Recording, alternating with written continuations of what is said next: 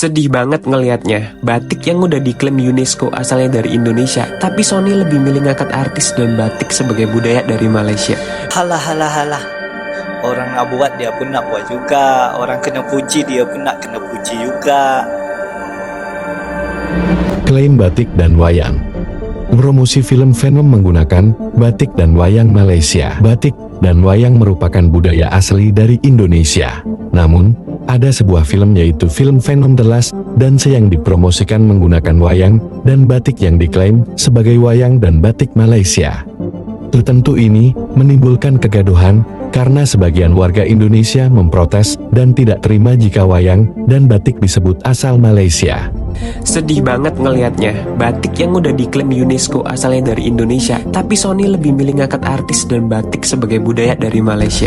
Pertanyaannya kenapa bukan kita, dan sepenting apa impactnya buat kita? Gini, budaya itu adalah bagian integral dari identitas dan sejarah bangsa. Gampang ya kalau lu ditanya, apa sih yang Indonesia punya? Penegakan hukumnya kuat, pemerintahan meritokrasi, emang itu nggak representasi negara kita. Dan budaya itu penting banget buat dilestariin. Kita semua mesti kenal sama budaya sendiri. Biar apa? Bukan dianggap sebagai tradisionis or bla bla bla, tapi biar kita bisa cerita, kita bisa bilang ke dunia kalau budaya itu ya dari negara kita. Dan ini bakal mempertegas status kita sebagai founder budaya itu sendiri. Sekarang bayangin aja, film Venom segede apa reputasi Sony yang filmnya kita tonton dan seluruh dunia tonton. Kalau ngenalin batik yang tanda kutip original dari Indonesia, bakal segede apa impactnya buat kita. Seluruh dunia bakal notice men, ini bakal buat efek domino buat kita. Indo bakal lebih direcognize sama dunia, orang-orang penasaran, orang-orang bakal cari budaya apa lagi yang kita punya. Sisingaan, reok, ondel-ondel, you name it lah. Turis mancanegara bakal datang buat lihat. Pelaku budaya di Indonesia bakal lebih sejahtera. Sekarang bayangin lagi, orang-orang habis nonton Venom, semua budaya yang sering diklaim Malaysia, nggak cuma batik doang, itu dikenal seluruh penjuru dunia. Bakal lebih maju apa coba Malaysia? And that's why it's important for Gen Z and Alpha to get to know more about our cultures. Gue sendiri percaya kok, budaya yang usianya ribuan tahun bisa tetap relevan untuk dinikmati. Dan Malaysia dan Sony membuktikannya. Halah, halah, halah. Orang nak buat dia pun nak buat juga. Orang kena puji dia pun nak kena puji juga. Aku tengok Venom tu dah macam wayang kulit cap ibu dan anak dah. Macam tak cukup protein dan zat pula ya aku tengok. Betul ke Malaysia curi wayang kulit daripada Indonesia? Jadi baru-baru ni Sony Pictures mengeluarkan promosi trailer filem terbaru mereka yakni Venom dalam bentuk wayang kulit, dan sebelum tu diorang buat dalam bentuk poster batik. Ada segelintir orang Indonesia marah sebab ini, sebab dia cakap kita curi budaya mereka. Tapi kan kalau kita teliti sejarah, kalau kita bercakap pasal wayang kulit lah, orang Thailand lagi ada hak untuk claim budaya wayang kulit Malaysia ni berbanding Indonesia. Kenapa? Jadi sebelum kita masuk pada benda tu, kita kena ceritalah sejarah tentang wayang kulit ni. Wayang kulit ni paling tua berasal dari India pada tahun 200 tahun sebelum Masihi. Waktu ni Nabi Isa pun tak ada lagi. Dan lepas tu adalah wayang kulit purba dekat Asia Tengah, dekat Turki, dekat China, dekat Eropah dan sebagainya. Kiranya setiap negara selain pada Malaysia dan Indonesia ada wayang kulit versi masing-masing. Kemudiannya dekat Malaysia ni kita ada 4 jenis wayang kulit yang terkenal, yakni wayang kulit Melayu, wayang kulit Kelantan, wayang kulit Gedek dan juga wayang kulit Purwa. Daripada 4 ni cuma satu yang berasal pada Pulau Jawa, yakni wayang kulit Purwa yang dibawa oleh orang-orang Jawa yang menetap dekat selatan Semenanjung dulu. Jadi bolehkah kita nak kata yang orang Malaysia curi wayang kulit Malaysia melalui wayang kulit Purwa? Tak. Sebab kenapa?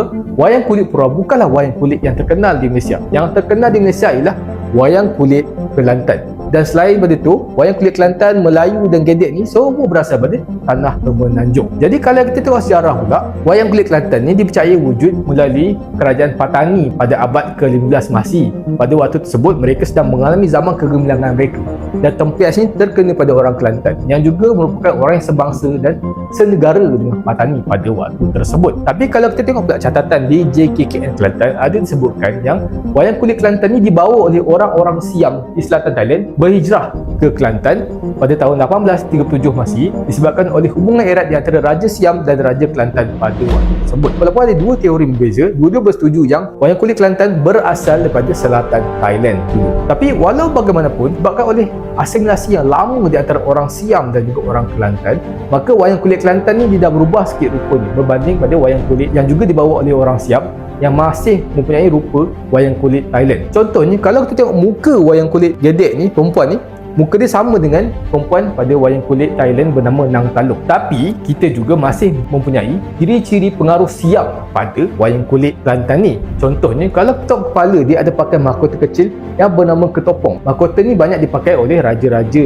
Melayu purba yang menganut Hindu Buddhis dulu, contohnya kat kawasan Kelantan, dan juga di Siam. Kita tak jumpa ketopong ni pada wayang kulit Jawa. Juga warna-warna dia, kalau kita tengok wayang kulit Kelantan ni, dia berwarna-warni tau kalau kita pasang dekat skrin, tak macam wayang kulit Jawa.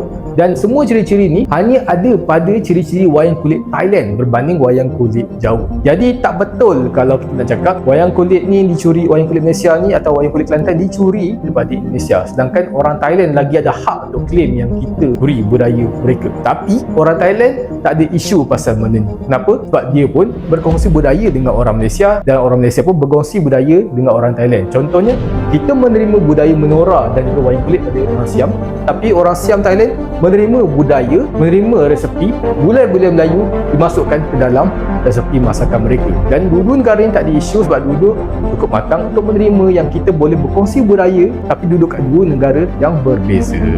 Wayang dan batik sendiri sudah diakui oleh UNESCO sebagai budaya dari Indonesia. Malaysia mungkin juga memiliki kain bermotif batik, namun tidak bisa diterima jika mereka selalu mengklaim bahwa karya batik berasal dari negaranya. Bagaimana pendapatmu mengenai ini, Sob? Tulis di komentar.